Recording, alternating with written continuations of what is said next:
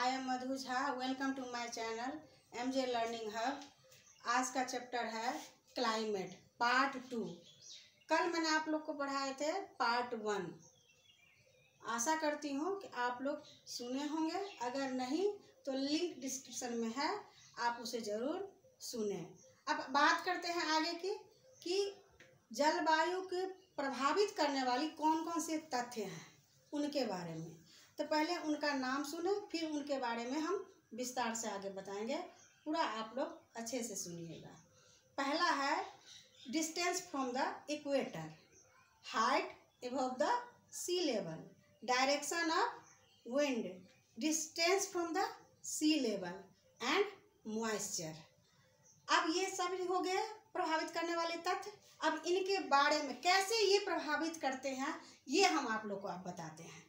तो सबसे पहले क्या हम बताए थे, distance from the equator. Equator तो जानते ही हैं कि मध्याह्न रेखा है।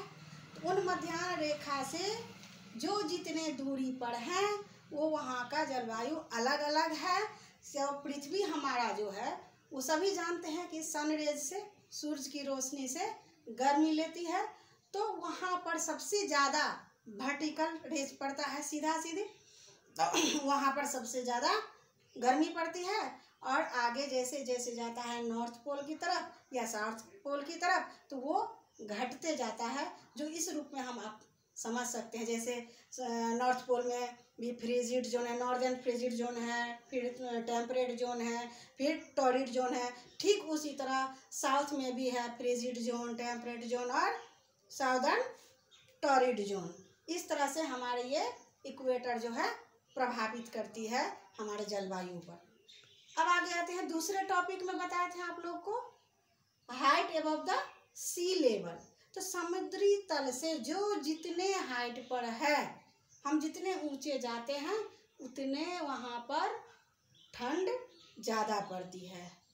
तो जब हम हाइयर होते हैं तो डाउन हो जाता है टेम्परेचर।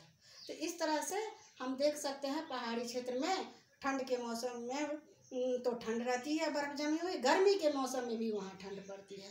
जैसे उदाहरण के तौर पर नैनीताल और शिमला को भी हम देख सकते हैं, जो लोग गर्मी के महीने में वहाँ पर घूमने जाते हैं। तो ये प्रभावित करती है हमारा जलवायु पर। तीसरा पॉइंट हम बताए थे डायरेक्शन ऑफ विंड। तो हवा की दिशा किस तरह से, तो ये खास करके समुद्री इलाका के लिए है। कोस्टल एरिया पर जो लैंड टू सी जो हवा चलती है तो उसे हम कहते हैं लैंड ब्रिज, और सी से लैंड की ओर जो हवा चलती है उसे हम कहते हैं सी ब्रिज, जो अत्यधिक प्रभावित करती है हमारे जलवायु पर। और वहाँ इसी कारण से मॉडरेट क्लाइमेट होता है। मॉडरेट का मीन्स न ज़्यादा गर्म और न ज़्यादा ठंडा।